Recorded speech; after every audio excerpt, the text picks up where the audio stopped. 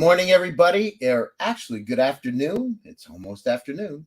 My name is Gary Fowler, and I'm the CEO and founder of GSD Get You Done Venture Studios, a premier AI and quantum venture studio located in the heart of Silicon Valley. I'm a 17-time serial entrepreneur with several unicorns under the belt. I was on the original management team at Click Software, which is sold to Salesforce for $1.35 billion, and also Eva.ai. We believe that intellectual capacity is evenly spread around the world, but opportunities are not.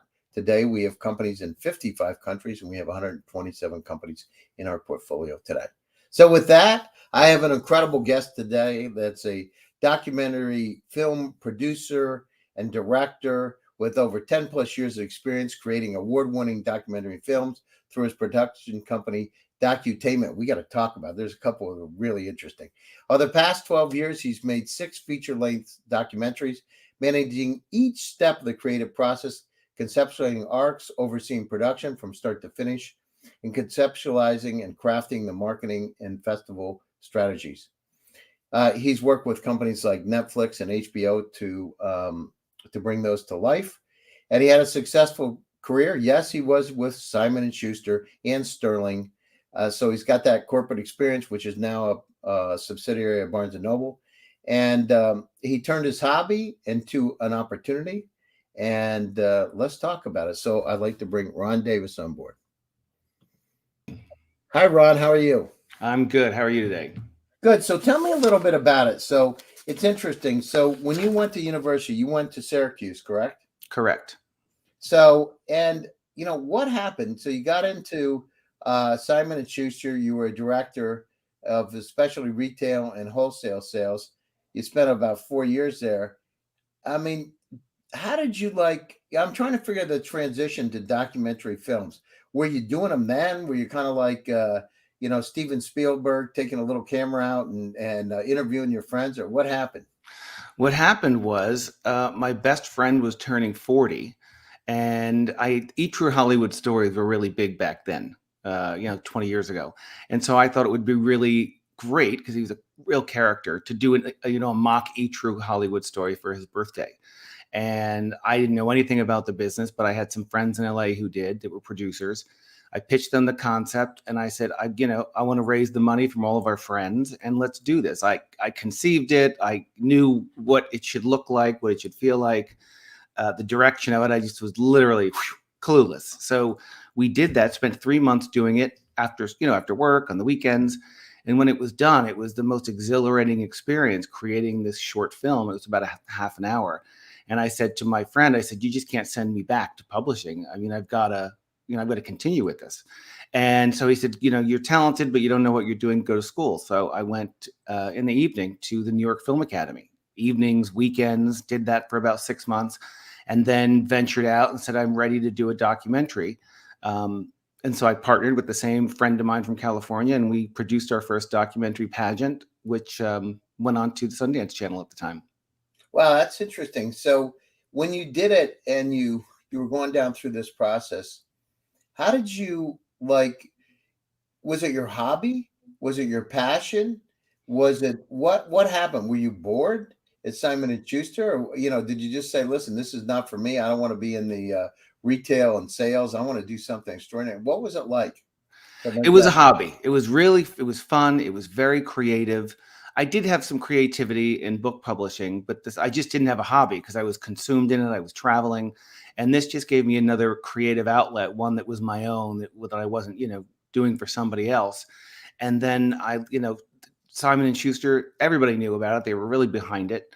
I then went on to move over to Sterling Publishing, which you had mentioned is a division of Barnes & Noble, and got a vice president job there to oversee international sales, U.S., all kinds of different sales and marketing and rights for the company. And I continued with the hobby, but was getting closer to getting a little more bored with the publishing aspect, because I got into a point where the next step was to be a president of a division, and to do what it was going to take to get there, I wasn't as interested in. It no longer satisfied me. And so I decided that it's time to either jump in now, or you're never going to do it, and decided to leave publishing. I moved to Florida and started my production company. And within 6 months, I was very lucky. I had a deal with HBO. So I thought I was flying high. It was because everyone told me, don't leave your executive job, Mhm. work too hard at it. Well, it sounds like you had a great job. I got a question for you. So in 2006, right? I mean, people are talking about transgender, but not like today.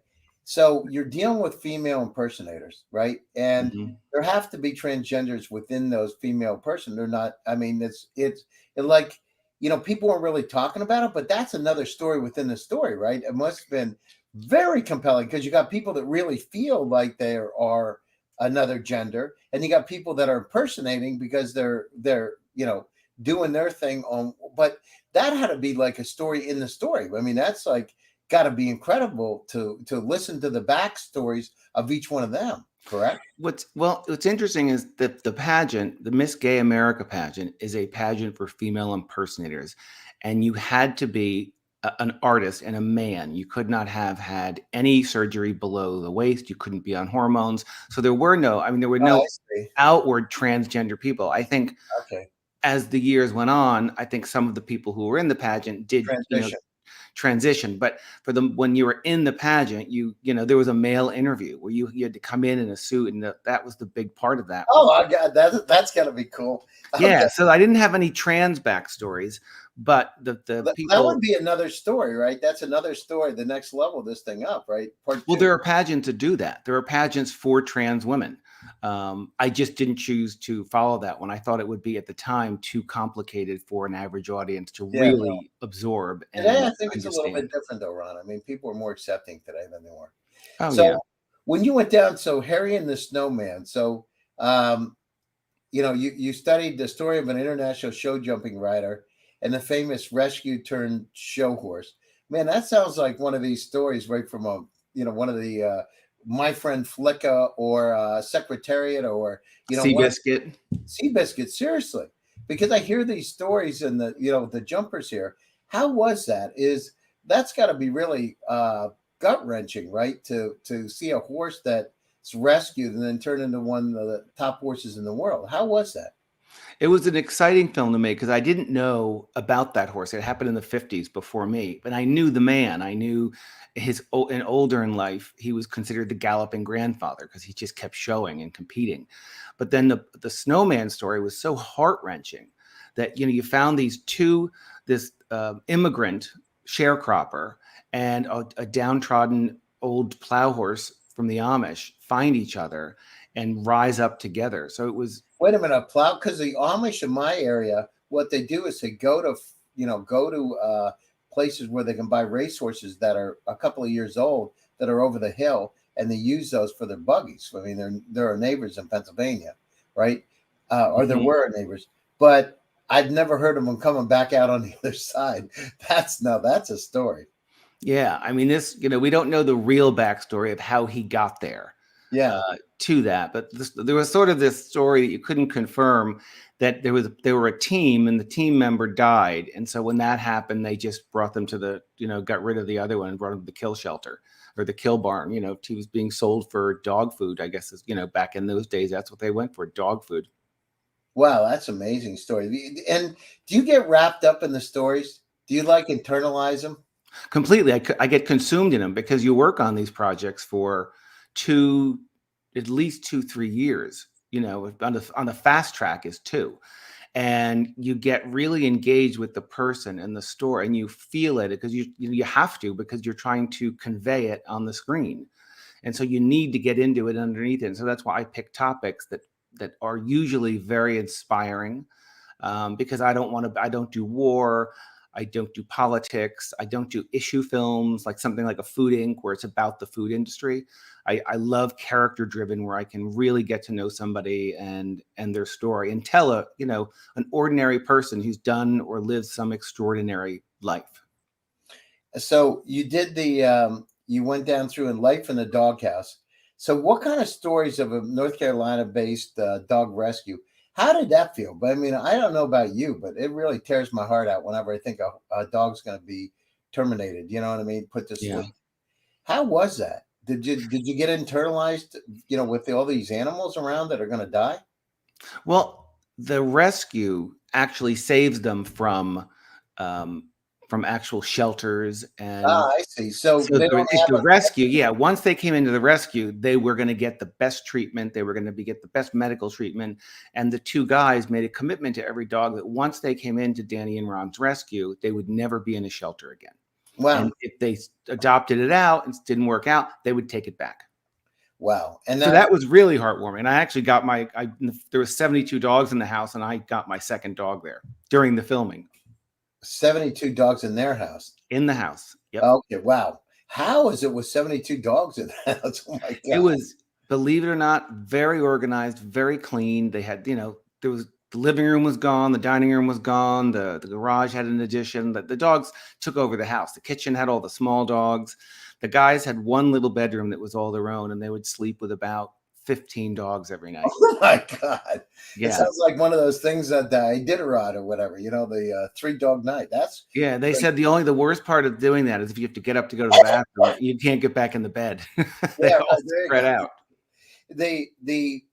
So did you see the pack mentality of the dogs when there were that many dogs together? Could you identify who was alpha and how did they relate to one another? They all surprisingly got along. And when they introduced new dogs, they just plopped them in and let the pack work it out. But there wasn't a lot of fighting. They all sort of maintained that pack mentality and survived. They all had their own crates at night to eat and sleep in, and they went to them. I didn't really see any dog fights, believe it or not, with 72 dogs.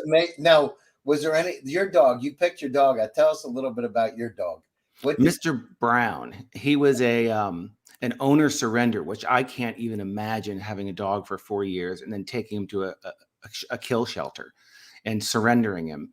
And he was just popping around, adorable little dog. And I just and then I fostered him in the hotel that I was staying in because we were shooting for a week. And he was a foster failure. And I ended up canceling my airline ticket, renting a car, and driving him home with me. Oh my God, that's amazing. And how was he? Oh, he was, you know what? He was very friendly. He didn't really like other dogs, but he tolerated them. He's a people dog. And he's just been really easy. It bit me in the nose once when I first got him. Really? I leaned down too far and too close and too quickly, and he boop, got my nose. Wow, that's great. And do you still have him or not? Oh yeah, I've had him. We did that movie in 2016. I think we shot it. So I've had him for 6, 7 years already. Wow, that's amazing. And everybody knows Mr. Brown in the dog park. That's great. That's great. So then you did the ParaGold. So you did another equestrian with the Paralympics equestrians. How was that, seeing these people that have been disadvantaged in some way really turn their lives around and compete? How was it working with those Paralympians? It was inspiring because it made, you could see what they could accomplish, what they wanted to accomplish with a drive and ambition. And it sort of goes with what I said earlier about my films. I like films that make you feel good. I like making documentaries that you could go on a date on a Friday night to, and, people would enjoy it. Because most documentaries, and many of them, I should say, are depressing. They shine a light on something horrible going on in the world. And mine, I try to do the opposite, shine a light on something that makes you feel good about yourself. With ParaGold, you see there's 4 different subjects, and they have 4 different disabilities. Some were, later in life, some they were born with. And the way they continue on and literally live their dreams of riding horses and competing at that international level is unbelievable. Makes you feel like you can do anything, and the stuff that you complain about makes you feel terrible about. I agree. I agree with you 100%. And I met one of the CNN reporters on a first class. Got bumped up at first class one time from California to Miami, and this person was on the plane.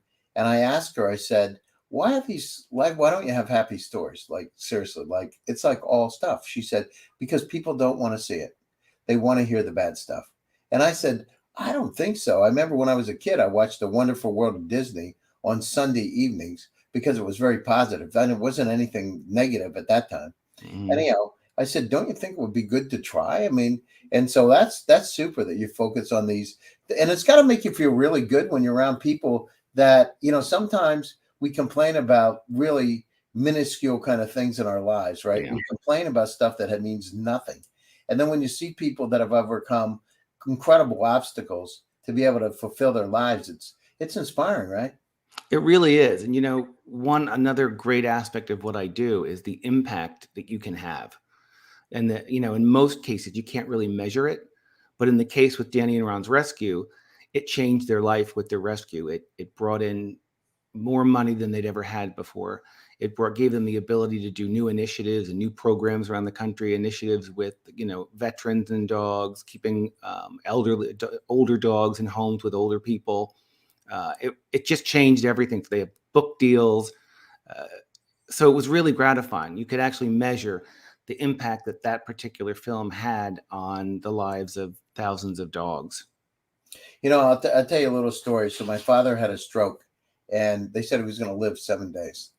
And my father's laying in bed. I'm an only child, laying in bed at the hospital, and hadn't been talking at all. And so I go into his room, and I thought, I'm going to just like say stuff to my dad, like whatever, because I may not get a chance to ever say anything to him again. So I said to him, I said, "Hi, Dad. How are you?" Nothing. But then I said to him, I said, "Hey, Dad, I'm going to buy you a basset hound." He always wanted a basset hound. I said, "I'm going to buy you a bat." We had one when I was a kid, and he wanted one again. I said, "I'm going to get you a basset hound." And he got up, turned his head, and said, "You promise?" And I said, "I would have told him anything, Ron. Seriously, like I would have Yeah. told him elephant, a giraffe, a monkey, anything at that point." But I knew he really wanted that dog. And my father said, "You promise?" And I said, "Sure, Dad." He said, "I want a brown and white female. They're friendlier, lemon." So I'm like, okay. Well, I don't think, anything. So then the doctor came in, so he's going to die in 7 days. I mean, so my father starts getting better. All Wow. he talked about is a dog. I want the female basset hound. I really want that dog. And so my wife came in, and she was doing puzzles with him, a basset hound. So everything we did was like pictures of basset hounds, brown and white females, them playing, videos on YouTube, all this stuff. So my dad started getting better. The point of the story is within 2 months, he started walking and talking again. I got him the puppy. I told him, "Dad, the dog has to go outside to go to the bathroom. You need to take your dog." That's how he started walking again, because he had a walker. And I said, "She's going to go to the bathroom in the house. It's not fair. You got your little puppy here." And so, of course, my wife went with her, and the caregivers were with him. But that's how I learned to walk. And so the magical power of pets to be able to totally transform your life and to give you that connection that's hard to get sometimes from people. It's amazing. So, I mean, I applaud you. It's, I went through it myself. My father lived 3 years, by the way, after That's that. amazing. Congratulations. Yeah. And I had the best time of my life. I said to myself, I got that. Ask him questions I never asked him before. I get to spend time with him. I remember, Ron, after that. In fact, we had the dog with us. We went out to this restaurant near my parents' house, and we were sitting outside. And I took him by this creek, and the dog was with us. And I bought him a beer, and he said, "My, oh, my. Boy, doesn't this taste good. Do you remember, son, when I took you swimming there? This is where I taught you to swim." Do you remember that? I remember him having me jump off the rocks, and he would catch me, you know? Wow. So anyhow, very powerful. So I got another one. This is really interesting. In 2022, and I'm a psychologist, so this is near and dear to the heart, but you did I Am We. You say you get into your films, but this one might be a little deep. How in the heck was that? So It's about dissociative identity disorder, which is formerly called multiple personality disorder. And I was always fascinated by it. And I always felt like as if it were portrayed and exploited in a very unrealistic way. And that by the patients or by the professionals? by the media, Yeah. TV, they're always the murderers on trial. Another personality did it. Sybil, the famous movie. It was just very exaggerated when it's really a much more internalized sense of not feeling like yourself.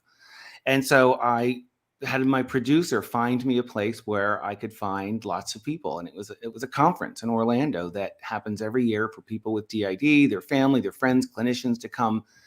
And I met a woman. I wanted to tell a story of what causes it and sort of the life story because it's about abuse. and found this woman. And I found the experience at the beginning very difficult because, as you're asking questions and you're getting deeper into the trauma, she started to switch into other parts of herself, other personalities. And And how was that, Ron? it's an overwhelming, surreal experience. Wait a And I minute. used Switch from. So, what was she before, and what did she become when you were right there? she was herself. She was Willow, was her name. And then she would switch to Leaf, which was a little boy. Depending on, I didn't want to have people or just different alters in the film just for the sake of having them. They had to have some part in the story. In moving her life story forward. So that was sort of the baseline of it. I wasn't just going to have somebody out and about changing personalities and going gambling for no reason. But I worked with a trauma specialist myself so that I could understand how to do it. Because when people get, there's so much trauma, there's crying, there's anxiety attacks in the whole process of making this film. And I felt like I was causing it. And it was, when you feel like you're hurting someone, it's a terrible feeling. Well, I mean, you don't want to internalize that either, right? So I worked with the psychiatrist or the psychologist to help me and to understand that they're just people with the disorder like OCD or anything else, and that there's nothing I could say or do or ask that would hurt them, because there's nothing more unimaginable than what they went through. Right. So as I got used to it and I understood it more and I understood what was going on internally in their mind, it became much easier. But at the beginning, I tell you, it was, I don't know if the word's scary, but it was unsettling, very unsettling. Now, I worked in a mental institution, and the folks were from my internship, and there were some criminally insane and some folks of low aptitude inside of it. And it was, even for somebody to study psychology, it was more than eye-opening because I had never seen anything like it. You don't see it in the normal life situation. And at the same time, you get compassionate because you're thinking, how, awful. I can imagine, I remember when in graduate school, I studied hysterical neurosis, right? And multiple personality disorder.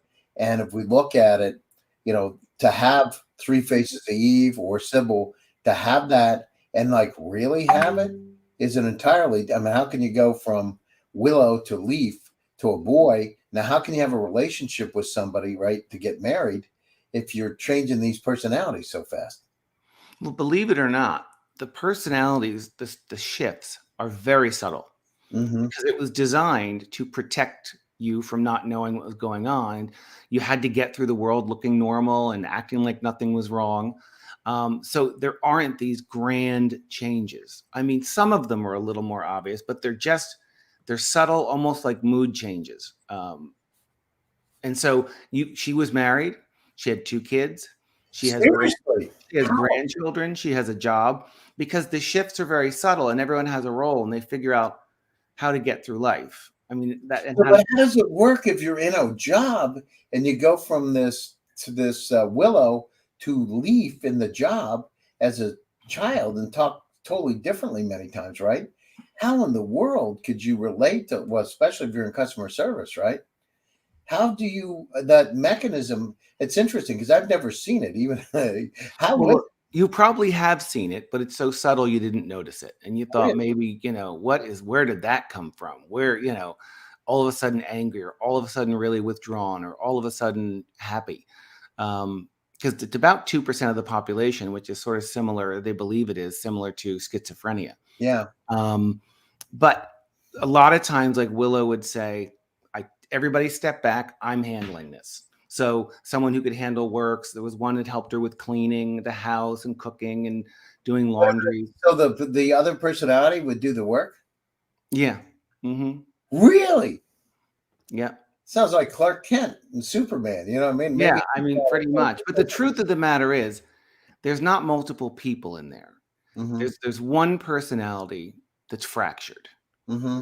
For survival purposes as a child. And not all children do this. There's only a hand, they believe that there's a genetic component, not to getting it or having it, but to actually being able to do it.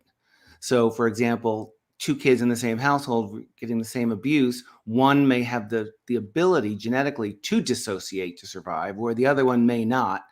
Yeah. And go down a different path of depression or anxiety or, a different way because they just don't have that ability to So do it. maybe it's a good thing to be able to cope like that, right? To have that coping mechanism because it doesn't throw you over the top. It gives you a chance to defend your ego, right? Ego To defense. get away from it. Like Right. you put it on somebody else. Hmm. But it works very well as a child. But then when the abuse is over, you are stuck with this way of surviving and getting And through what kind life. of abuse did you see? What kind of was it sexual abuse or what kind of abuse generally did they have to come up with these different personalities? What was it? Or It's usually extreme physical, sexual, or neglect I got that's continued, ongoing, and quite severe, and happens in early childhood, from like birth to 5 or 6 or something like that. wow, Because wow. from what I learned, if the abuse starts later than 6 or 7, that the dissociation doesn't happen. It somehow happens in that developmental area, and that's the reason that vets from the war vets come back having been through incredible trauma. They don't get it. The Interesting. mind doesn't work that way. It comes from children. Interesting. And it may be that it's chronic and not acute, right? So it happens over time and you start to develop the. How many personalities did that Willow have? That's a question you don't really ask them because you won't get a right answer. There's a couple things you don't ask. You don't ask how old one of the alters is because they'll lie. You don't ask how many there are, but the guesstimate was around 40. I met around 10 or 11. 40 personalities. Now, do they ever have situations where they're destructive, like criminalistic personalities? You know what? That's a big misconception. They're mainly very passive. If you met them, you wouldn't know, but they're passive. They're not killing people. No. So what do you mean you if you met them you wouldn't know? So, you spent a lot of time, a lot more time than I did in intimately getting to know somebody like that. So why would you wouldn't know that she went to Leaf or you wouldn't know that she became the cleaner? There's no like outward signs, the body language is the same, the way she carries herself is the same. There is, but they don't just pop out. So some sort of stress or trigger causes that to happen, Interesting. and Oh my and God. usually they're in a situation that something happened and triggered them, and someone else comes out or comes forward, and their job is to get Willow or that person through what's going on in their mind, and so they don't present in this big wild way and massive changes. They're subtle. Wow, that's amazing. And how did it make you feel? So as you went down through it, how did it make you feel? How were you feeling going down through this process? Was it disconcerting or did you have empathy and compassion? I mean, how did it make you feel? Empathy and compassion. It was very sad because, again, I wasn't exploiting the condition and saying, okay, this one likes to play jacks, let's film him doing that, or her. I was Right. trying to get her story and the horrific abuse for a decade by her grandfather and her grandfather's friends. Wow. So it was a really horrible. So you couldn't help but just, what you were hearing was so horrific and unbelievable. Um, but you did believe it. I mean, I never had an issue of, years ago, this disorder, it was always about, is it true? Is it not true? It's still controversial even within the psychiatric community. So what's up next? So you did that in 2022. What do you have next that's interesting? Next, doing a couple private projects now. I do occasionally, I'll create a short, like a 30-minute documentary about somebody's life for a 60th birthday party, a 70th birthday party, things like that. And those are fun. I can slide them in, and it's the same process of, going and getting into someone's life and figuring it out. So I've got a couple of those that I'm working on right now. And then I have one on homing pigeon racing that I'm in development on at the moment. Homing pigeon? Yep. Are you gonna speak to Mike Tyson because he loves pigeons? We're probably not going to speak to him on this one, but I live in Florida, and the biggest homing pigeon club in the country is here in Florida. Oh, And no kidding. there's a whole town. I mean, it's like 10 square miles, and there's hundreds of thousands of pigeons. Almost every house has a coop. What town is that? It's called, you know what? It's escaping my mind right now. It's north of Tampa. It's something I'd never heard of before. Oh, But interesting. That must be interesting. it 'Cause is, and they one of raced, the things 500-600 miles for purses of up to $100,000. seriously. Oh, it's big. Yeah, it's big money. And so those pigeons, I mean, they were really important during World War One. I think in the beginning of World War Two, right? They used a lot of pigeons to be able to get on through and help them to be able Well, to take. those are extinct now. The carrier pigeons, it would go back and forth. Oh, really? Yeah, So, they're extinct. These pigeons go one direction only. I And see. so they take them, anywhere from 100 to 600 miles away, let them out, and then they race home to their coop. And they always, their entire life, will go back to this coop that they were born in, no matter what, anything. That's interesting. I didn't know that the carrier pigeons were extinct. That's very interesting. Yeah, so the ones that would go back and forth, they're gone. Wow. Interesting. So we have audience from all over. My audience is from all over the world. From we have companies in 55 countries. What in terms of what would you want from them? What kind of things are interesting? They're going to see us in multiple channels. So what kind of things are interesting for you, and what kind of services can you provide to be able to help them? I'm not quite sure I understand the question, how I could help them as a documentary filmmaker. Well, I mean, the thing is, we have ultra wealthy people from all over the world that watch the show. We have startups that are, documenting some of the successes they've had. We have ultra wealthy folks from literally everywhere. And so you're saying you do those 30-minute like life stories. Are they primarily in Florida? You do them here in Florida, yeah? Well, I produce them wherever, the people live. The one I'm working on now, this, family has homes all over the country. And we travel the country, and we flush out a life story and put it up on the screen. And it looks and feels, it's a movie. Opening credits, Wow, ending that's credits, amazing. music, lights, we color it, we sound design it, we put in, sound effects, and then tell the story.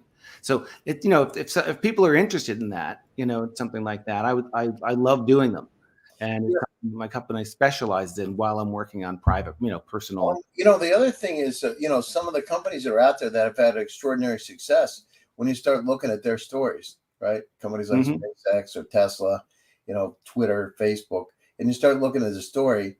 I don't know. I've never seen that many documentaries talking about the stories, but they got, if you talk about hope and belief and all the things that are really important, that could be really interesting too. And we have quite a tech audience from around the world. So tech audience out there, give Ron a call. How do they get a hold of you, Ron? What's the best way to get a hold of you? They can go right to my website, which is docutainmentfilms.com. And it's docu, tainment, TAINMENT films.com, and all my information is on there. And I'm always looking for ideas for great stories. Again, I love the character-driven stories. Always looking for funding because documentaries are passion projects, and the way they get done is with generous sponsorship for the most part. So if you want to sponsor something, he's got Ron has incredible ideas. He's done incredible things. So and bring ideas to me. I mean, the ParaGold, the one about the Paralympians, was a project that somebody brought to me. I didn't know anything about it. And she said, would you come take a look at this? And I'll put up. So she believed in it so much, and she wanted to support it, and she wanted to, bring it around the world. So she brought that project to me. And then the two of us, I said, I looked at it. I loved it. She put up the starting money, and we went from there, and the two of us raised it and finished the film. It'll be out in June. Wow, that's great. Well, so there's lots of different things. You know what I mean? I love ideas. I love money, and I do, and I do just like everybody else. And I do projects for people that want to give the ultimate gift, because giving somebody a life story documentary is the ultimate in high-end gift giving. Well, I mean, the other thing is it's history, right? It's good to know where you're from. It's great to have for a family. I mean, it's something that can last, for multiple lifetimes. Yeah, no, I agree. All right, we're coming to the top of the hour. I appreciate you taking time out of your busy schedule to join us today for GSD Presents Silicon Valley AI and Tech. And my name is Gary Fowler, your host. Stay happy, stay safe, and stay healthy. I'll be back to you again next Tuesday with another exciting edition. Thank you, Ron, for joining, and thanks to everybody for joining today. We'll be back at you. Thanks, Thank everybody. you.